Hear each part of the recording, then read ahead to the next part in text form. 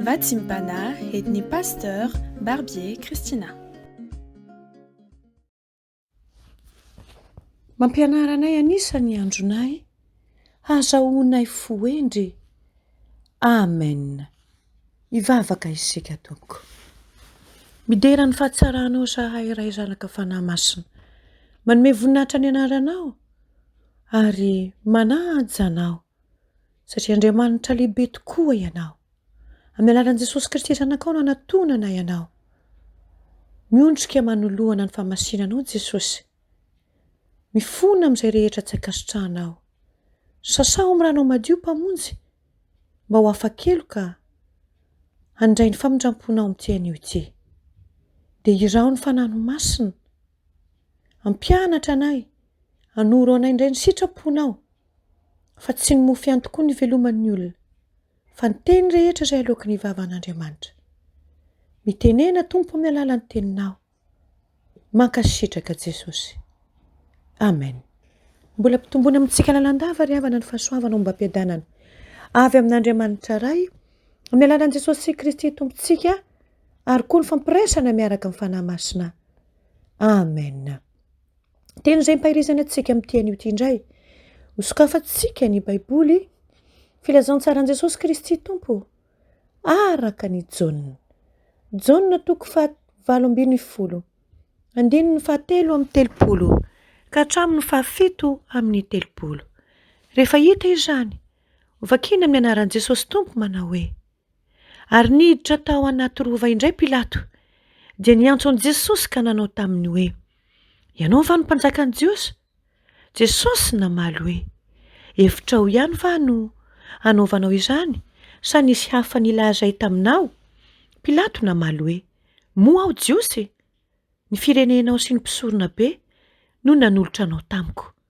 Inona moa no nataonao?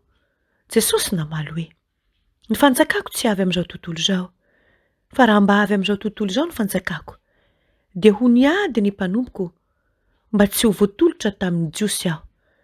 Nefa ankehitriny, tsy avy amin'izany ny fanjakako. Ary hoy Pilato taminy, mpanjaka vary ianao? Jesosy namaly hoe, voalazanao fa mpanjaka aho. Izao no nahaterahako, ary izao no haviako amin'izao tontolo izao, dia ny hanambara ny marina. Izay rehetra avy amin'ny marina dia miaino ny feoko. Hoy Pilato taminy, inona ny marina? Amen. Ray masino, manamasinanay amin'ny fahamarinana, ny teninao ny fahamarinana. Amen. Izany teny izany indray ry havana mitarika antsika amin'ny lohateny ny fampahirezana amin'ity anio ity hoe, aza lavina ny feon'Ilay Mpanjakan'ny Mpanjaka. Intsika tokoa ny fanontanian'i Pilato teo. Mpanjaka ary ve ianao? Fa niesoana ve sa hagagana no anton'izany fanontanian'i Pilato izany? Tsotra ny valiny. Tsy mba faniesoana fa hagagana. Hagagana satria lazain'ny mpiapanga fa filoan'ny zelota, izany hoe olona mpanohitra ny Romanina izany. I Jesosy, mpitarika ny fikomiana, mpanonga-panjakana. Nefa rehefa nifanatrika taminy izy, dia tsy izany no nitsapany sy hitany. Dia olona tahaka izao mifanatrika amin'izao ve no ho mpampiasa herisetra? Izato masony mitory fiadanana, izato tarehiny manambara fitiavana, izato fiainany mambapo sahady, dia gaga tokoa Pilato. Ka hoy izy hoe, ka mpanjaka ve ary ianao? Tsy mba niaino an'i Jesosy tamin'ny fampianarany andavanandro manko i Pilato. Kanefa ny zavatra nampianariny dia notorian'ny fiainany ka naharesy lahatra azy. Ary moa tsy izany ambaraka androany ve ry havana ny herin'i Jesosy eo anoloan'ny fahavalony? Misy fahefanany ny teniny, ka tsy mba teny fotsiny toy ny an'ny olo mahay n'izao tontolo izao, fa teny misy aina. ka sarotra hidifina mihitsy. Izay mini mandahy nefa mahalala ny fahamarinany no sahiran-kevitra. Ary angamba aza ianao izay mihaino izao dia efa nahatsapan'izany. Koa raha marina fa efa lalana mety nodiaviko na nodiavinao izany, izany hoe nandany marina izany ka tsy afaka mihitsy fa babo ihany. Eny, raha ianao no mety sanatria nisan'izany dia teny tompo, anio no miantso antsika hoe mibeba. Mibeba satria mbola be tokoa no Pilato tsy te hanaiky na dia mahalala aza. Lazao amin'izao tontolo izao kosa nefa, ary torio mihitsy fa noho ity izao tontolo izao nandan'ilay mpanjakan'ny fiadanana no mahatonga azy ho rentrika ao amin'ny ady, noho izy tsy te handray an'ilay loharanon'aina no mahatonga azy ho hodidian'ny mpahafatesany, miaina mitahotra lalandava, ary noho izy tsy te hiaino ny marina avy amin'ny vavan'ilay mpanjakan'ny fahamarinana no amatoran'ilay ngazy ka mahatonga azy tsy fampatoky mihitsy, ka ny olona hamonjy azy indraindray no ampangainy ho mpamosavy aza. Dia inona no ataony? Vonoiny, alainy baraka. Io lainga io manko ry havana, rehefa io no velomana dia lavitra izay fiadanan-tsaina, lavitra izay fifankatsiavana, lavitra izay fifampitokisana.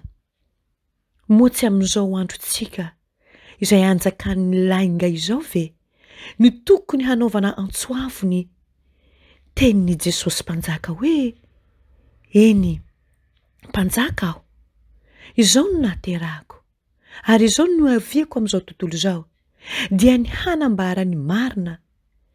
Koa izay rehetra avy amin'ny marina hoy ny tompo dia mihaino ny feoko. Raha izany, nahoana no mitaridritra ary tsika ry kristiana malalo? Mpanjaka Jesosy, mpanjakan'ny fiadanana izy, mpanjakan'ny fahamarinana izy. I Pilato ve?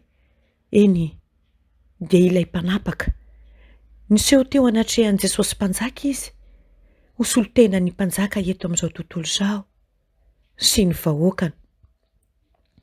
Tsy maintsy iseho eo anatrehany izy rehetra, ka tsy isy hafa miala na dia ny ankizy madinika aza. Amin'izany fotoana izany dia ho sahirana be lavitra noho i Pilato izy, satria nandany fahamarinana. Fa nanaiky kosa ny fidin'ny lainga, ny haino ny feon'ny devoly izay rain'ny lainga izy, dia ny mpanendrikendrika izay niapanga an'i Jesosy ka nanakoako nanao hoe omboy, omboy, omboy amin'ny hazo fijaliana izy. Fa isika kosa ry kristianina, aoka hiverimberina ao anatintsika mandrakariva ilay ambarany tononkira hoe: izao va Jesosy io, mba isany anao? Gaga Pilato hoy isika raha nanandrika an'i Jesosy mpanjaka. Hafa manko ny reniny, hafa zany no henoiny ny sofiny, ary hafa koa ny zavatra hitany ankehitriny. Ary isika koa mba gaga, gaga ny nataon'i Pilato koa isika. Nahita izy nefa tsy nahalala, nitsapa izy nefa tsy niaiky na nanaiky. Koa tsy izany ve no olona mahagaga? Rehefa ny olona mantsy ry havana no tsy te hino ny marina dia manampy teny hafa ao am-pony mangina ao izy mba hanamaivana ny eritreriny. Dia ny teny hoe nefa. Mpanjaka ry ve anao hoy Pilato? Nefa aiza izay te mpiandriana anao? Nefa aiza izay satroboninahitra? Nefa aiza izay seza fiandriana anao? Nefa aiza izay miaramila anao sy ny sisa? Fiandrianana hita maso, mamirapiratra. Izany no zava-pantatra izao tontolo izao. Ary mbola izany koa no teny miverimberina ao am-pon'ny mpisalasala ambarak'androany hoe mpanjaka hono Jesosy eo, nefa aiza ny heriny? Nahoana no mijaly ny olona izay manaraka azy? Ary moa tsy efa namangivangy antsika koa ve ny fanontaniana tahaka izany? Aiza Jesosy? Ilay nampangina ny tafio-drivotra? Aiza ilay nanasitrana ny marary sy nanangana ny maty tamin'ny teny indraimbava? Aiza ilay nampangorohoro ny demonia raha vao nahita azy lavitra fotsiny? Aiza izany rehetra izany? Fa izao tia ory sy mijaly eto ambonin'ny tany. Moa tsy izany koa va ny fahoriana mahazo an'ireo mpitory ny filazantsara ankehitriny? Iny ve dia manana fahamasinana? Iny ve dia manana an' Jesosy? Itenenana teny ratsy rehetra izao? Tsy mahagaga izany. Ary marina izany fanontaniana izany saingy izao. Aoka mba tsy ho ny nefa tsika ihany no hoenoina, fa ny nefa ny Jesosy koa. Mpanjaka izy, nefa ny satrom-piandrianany dia satroka tsilo. Mpanjaka izy, nefa ny seza fiandrianany izay nanandratana azy dia hazo fijaliana. Azany nahatonga azy nilaza hoe ny fanjakako tsy avy amin'izao tontolo izao hoy izy, koa raha kristianina isika. Kanefa amin'izao fiainana izao ihany no anantenantsika ny Kristy dia mahantra no ny olona rehetra isika. Hoy voalazan'i Paoly any amin'ny Korintiana 2:5-7. Ry havana malalo, koa amin'izao advento izao dia ny andro izay anaovana antsoavo mihoatra noho ny andro hafa rehetra, fa ho avy Jesosy. Ho avy izy ry havana, hitsara izao tontolo izao, ary hanome rariny ny olony. Eny, amin'izao andro izao dia tsy maintsy toriana fa mpanjaka Jesosy, nefa ny fanjakany tsy avy amin'izao tontolo izao. Tonga teto amin'izao tontolo izao, tao an-tranon'omby izy, nefa mpanjaka. Nandro teo am-pihinanam-bilona izy, nefa ny akofa ny magy sy ny tsahony. Tsy mba hita namirapiratra ny satrom-piandrianany, nefa ny fanahy sy ny rivotra ary ny ranomasina dia samy nanaiky azy. Tsy nanana na inona izy, nefa namoky ny olona 5,000 tany anefitra. Tsy nanana miaramila tahaka an'izao tontolo izao izy, nefa iza mpanjaka an'izao tontolo izao no manana miaramila tahaka azy, izay naharitra ny joro nanaraka azy nandritra ny 2,000 taona. Tsy mba nanana seza fiandrianana izy, nefa efa nomena azy ny fahefana any an-danitra sy ety an-tany. Tsy nanana endrika na fahatsara-tarehy izy, nefa ny mpianany izay niara-belona taminy dia nihikika hoe hitanay ny voninahiny, dia voninahitra mendrika ho an'ilay matoa, lay tokana avy amin'ny ray, sady feno fahasoavana sy fahamarinana. Koa raha izany rehetra izany ry havana no dinihana, dia aza kivy na dia mandeha amin'ny lalatery aza izao sy anao. indrindra ianao izay mpitory ny filazantsara namako ry havana.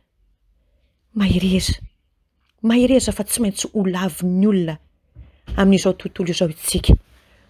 Matokiry havana, fa hoy tokoa ny tenin'i Jesosy hoe: indro aho momba nareo mandrakariva, ambara-pahatonga ny fahataperan'izao tontolo izao. Advento izao, henoy ny feon'ny mpanjakantsika. Ho afainganao ny Tompo, ary aty amiko ny famaliana.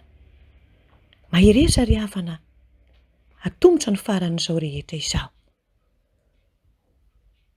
Aleluia.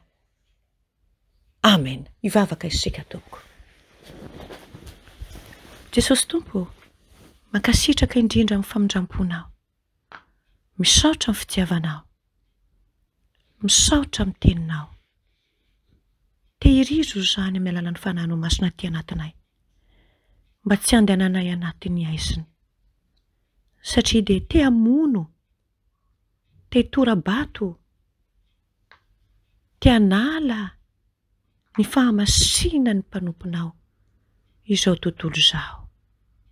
Kanefa Tompo, manoatra noho ny mpandresy tokoa izahay amin'ny alalan'ilay tianay, dia anao izany Jesosy nandresy sy ny fahafatesana. Tsofrano ny mpanomponao tsirairay avy. Ampahirezo Tompo, ka tanterao aminy tokoa ilay teninao manao hoe: fa fitiavan'Andriamanitra iray nolazainy amiko sy aminao tokoa, ampoanao izany fitiavan'i Jesosy Kristy izany, ka nitenenany amintsika hoe: fitiavana mandrakizay no nitiavako anao, ary ny fahasoavan'i Jesosy Kristy mihoatra noho ny fahalalana rehetra. Ameno ny fo sy ifanahintsika isan'andro, ny fiadanan'i Jesosy Kristy Tompo,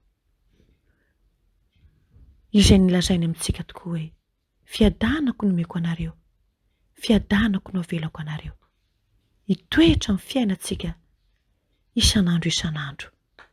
Ho anao kosa Kristy, ny saotra, ny dera, ny haja, ny voninahitra, ny fahefana, anao fiatra amin'ny taloha indrindra izany ankehitriny, ary mbola ho anao mandrakizay. Fa ho anay kosa ankehitriny Tompo, ny fibebahana, ary indrindra ny fametrahana anao tokoa amin'ny fiainanay, ho Mpanjakan'ny Mpanjaka. Aleluia. Amen.